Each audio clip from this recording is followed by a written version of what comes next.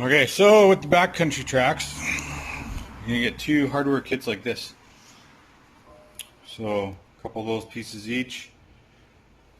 This is for this side. It's kind of nice. All the stuff has been labeled. So top view, driver's tire. So this is gonna go on the lower A arm, obviously, and then probably a whole bunch of bolts and everything to buckle these on.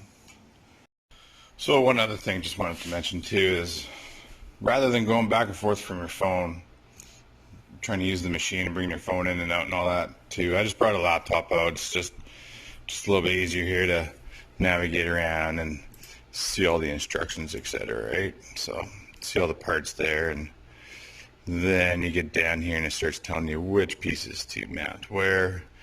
It's not super accurate all the time, or it's hard to tell often what they're trying to tell you to do. In this case, I don't find it too difficult with some of the drawings, but some of them definitely are. So it's just kind of a guideline to refer back to if you do get stuck and you can't shoot it out and figure it yourself. Just take a peek and get back at her.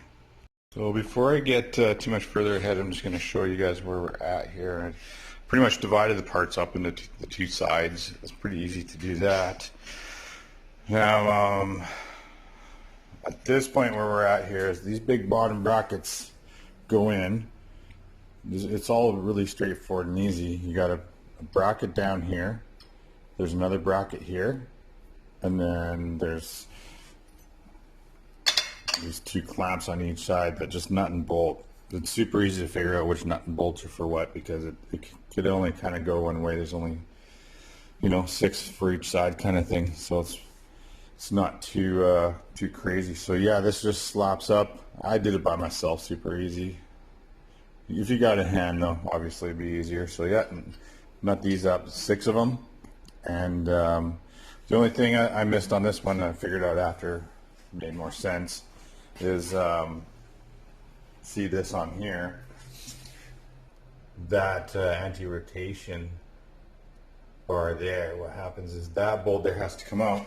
Remember which way everything was when you take it out, and drop that in down there on the bottom of the bracket. You can even tell at the top it's got like a hex head shape part for it to, like a little saddle for it to sit into, so it's in there properly. So that's got to go in there first, and then bolt all this other stuff up. So I'm just going to correct that over there, and then keep going.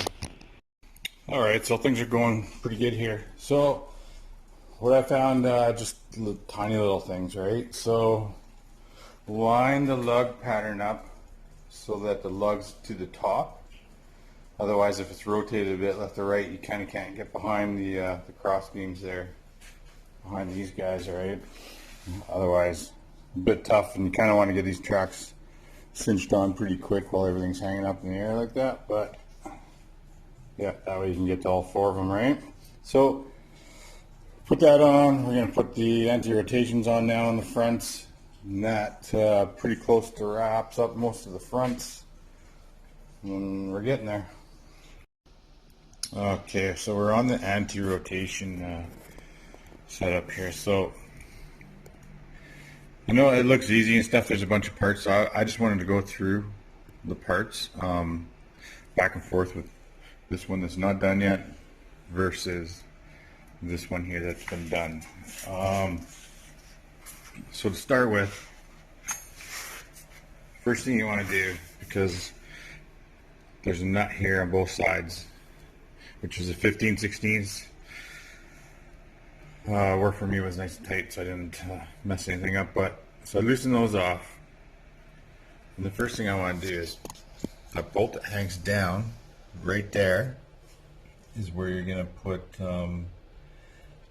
this side on first. So what we did there is you get the black washer with the other spacer. So those two go up first. Then you put on the anti-rotation bar, followed by, as you can see, it looks like a washer, but it's kind of concave up on the top side only.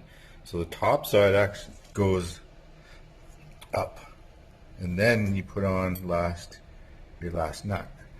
So if you guys can see how that setup is done right there.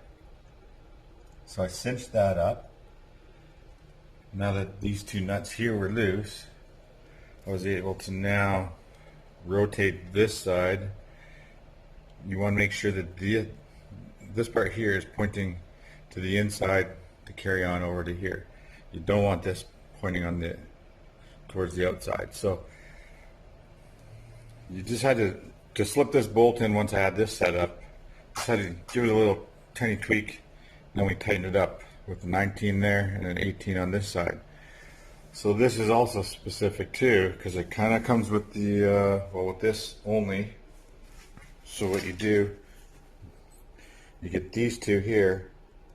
So you put the metal first, take the nut off, put the metal in first, then the rubber one on. So they're going to sit back in there. Then you put your piece, or pull the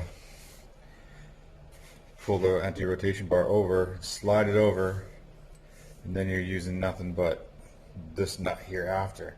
So 19 and 18 cinched together.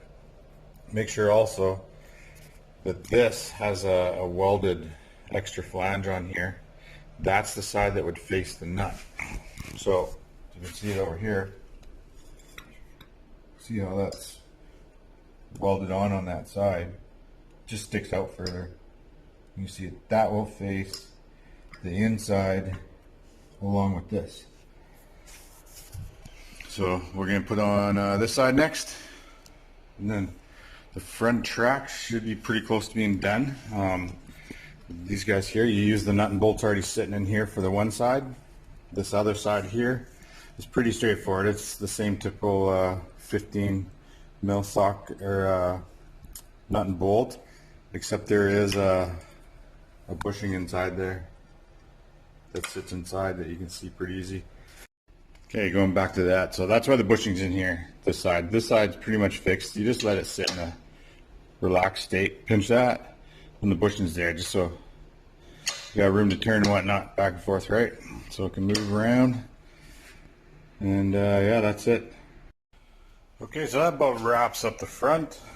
We're nice and tight there. Everything is super tightened.